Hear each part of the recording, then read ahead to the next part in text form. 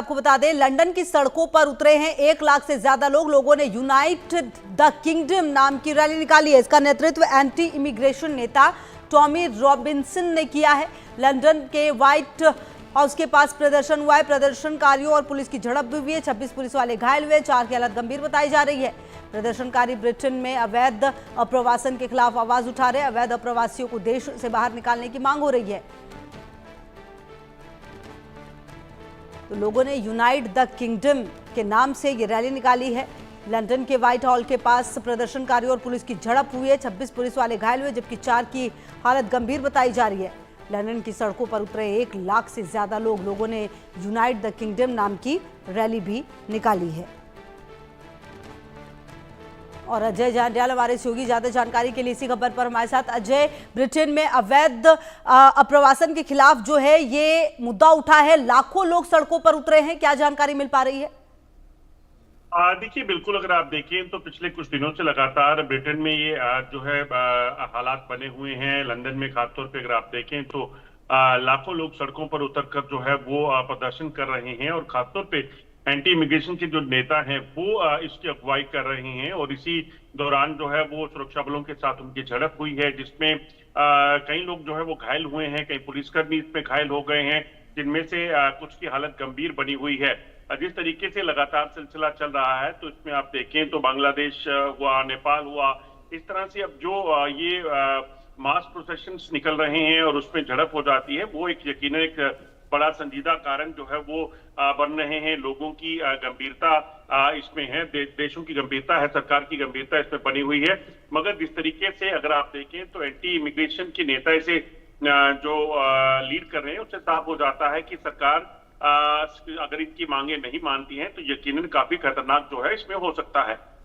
बिल्कुल, और कहीं ना कहीं ये जो लंदन में विरोध की आग लगी है, जिस तरह से ये शुरू हुई है, अंत कैसे होगा अजय? क्या कोई बातचीत करने के लिए कोई प्रतिनिधिमंडल आगे आएगा? देखिए, बातचीत जहां तक की जाए तो बातचीत के लिए तो कहीं ना कहीं लोग चाहते हैं कि बातचीत इस पे हो और सरकार जो है वो सामने आए। मगर सरकार जब कई अप्रवासी लोग वहां पे रहते हैं तो उस दौरान सरकार के लिए किसी भी चीज पर बड़े अहम फैसले लेना जो है वो मुश्किल हो जाता है। हालांकि इसे आप पॉलिटिकली मोटिवेटेड कह सकते हैं, मगर जब लोगों का सहयोग बहुत ज्यादा जुड़ जाए तो उसके बाद यकीनन जो मौजूदा सरकार वहां पे होगी उसके लिए ये खतरा बन सकता है। अब सरकार इसमें बातचीत के लिए सामने आती है या नहीं, ये अब देखना होगा, क्योंकि अगर बातचीत नहीं हुई तो यकीनन एक बड़ा नुकसान जो है वो हो सकता है। और जब बात वहां पर हजारों लोगों के जुटने की हो, लाखों लोगों के जुटने की हो, तो उसमें खतरा इस चीज का बन जाता है कि कहीं ये जो प्रदर्शन हो रहे हैं ये कहीं हिंसावादी ना हो जाए। और अगर हिंसा होती है ऐसे प्रदर्शनों में तो यकीनन एक बड़ा खतरा जान जाने का और कहीं ना कहीं बाकी कई चीजों का रहता है, जैसा हमने बांग्लादेश में, सीरिया में और अब नेपाल में देखा है। बिल्कुल, और कहीं ना कहीं देखिए, इन्होंने जो अवैध अप्रवासन है उसके साथ साथ सरकार की भी कुछ नीतियों का अजय ये लगातार विरोध कर रहे हैं। अब सवाल यही है ना कि फिर सरकार की जो नीतियां हैं उसमें किस तरह से बदलाव किया जाए, और जब बदलाव होगा तो कहीं ना कहीं बातचीत जरूरी होगी। जो प्रतिनिधि मंडल है जो ये अवैध अप्रवासन के खिलाफ जो मांग उठी है, जो ये कर रहे हैं प्रदर्शन, जो इसका प्रतिनिधि कर रहे हैं, उनके बारे में क्या जानकारी मिल पा रही है अजय? देखिए, खासतौर पर अगर आप देखें तो जो अप्रवासी लोग वहां रहते हैं उस चीज के खिलाफ जो है वहां पर कई जो विपक्ष में बैठे लोग हैं वो प्रदर्शन कर रहे थे और उसी के तहत इस सिलसिले को जो है तेज किया गया है। यकीनन जैसा मैं पहले कह रहा था कि पॉलिटिकली मोटिवेटेड हो सकता है, मगर जिस तरीके से लोगों का रुझान, जब लोग किसी भी विषय के साथ जुड़ जाते हैं, प्रदर्शन के साथ जुड़ जाते हैं, तो यकीनन उनके लिए काफी दिक्कत जो है इस पे हो जाती है जो मौजूदा वहां पे सरकार हो रही। अगर आप बात करें तो यूनाइटेड द किंगडम नाम के जो नाम से इस प्रदर्शन को, प्रोसेशन को चलाया जा रहा है, तो इसका मकसद साफ है। ये नाम ही इस तरह का रखा गया है ताकि इसमें ज्यादा से ज्यादा लोगों को जोड़ा जा सके। और अगर आप देखें तो व्हाइट हाउस के पास प्रदर्शनकारी और पुलिस कर्मियों के बीच में झड़प होना जो है वो यकीनन एक बड़ा विषय हो सकता है। जिस तरीके से 26 लोग जो हैं वो इसमें जुड़े हैं। और अवैध प्रवासी जो देश के से बाहर निकालने की मांग जो है वो जब विपक्ष उठाने लगे तो फिर सरकार के लिए भी यकीनन इस चीज पर गौर करने की बात आ जाती है। पर सबसे बड़ी चिंता यह है कि वहां पर इक्का दुक्का नहीं, अब लाखों की तादाद में जो है वो प्रवासी लोग रहते हैं, जो दुनिया के अलग अलग देशों से आकर वहां बिजनेस के लिए, एजुकेशन के लिए और तमाम तरह से जो है वहां पे बसे हुए हैं।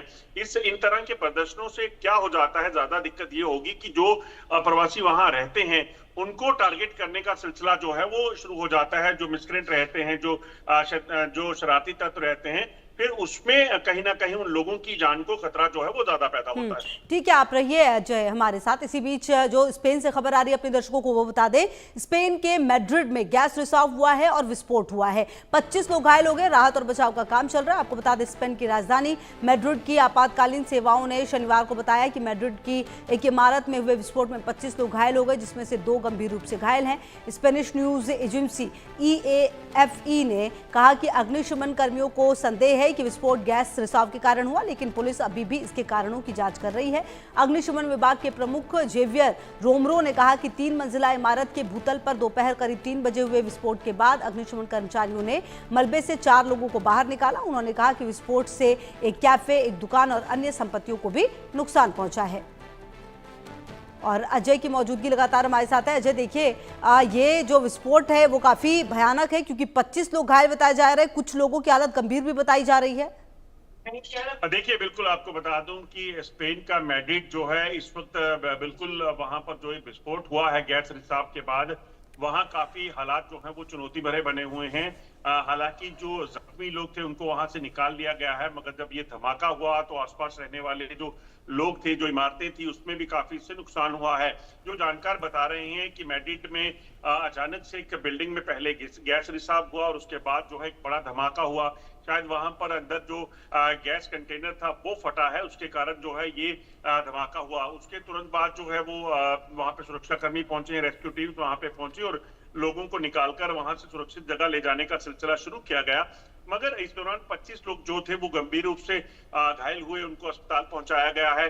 और जो वहां पर नुकसान हुआ है उसके मद्देनजर जो है अब देखा जा रहा है कि वहां वजह क्या रही गैस रिसाव की, क्योंकि जिस तरीके से इस तरह से आप देखें तो आसपास काफी इमारतें वहां पे थी और वहां पर अगर विस्फोट हुआ है तो क्या वजहें रही, क्या लीकेज थी, गैस क्या थी, वहां पर किस तरह की कोई टेक्निकल इशू था जिसके बाद ये हुई है, और तमाम चीजों को लेकर जो है वो जांच की जाएगी। मगर अभी 25 लोग जो वहां से निकाले गए हैं उनमें से बताया जा रहा है कि लगभग 7 की हालत गंभीर है, जिनको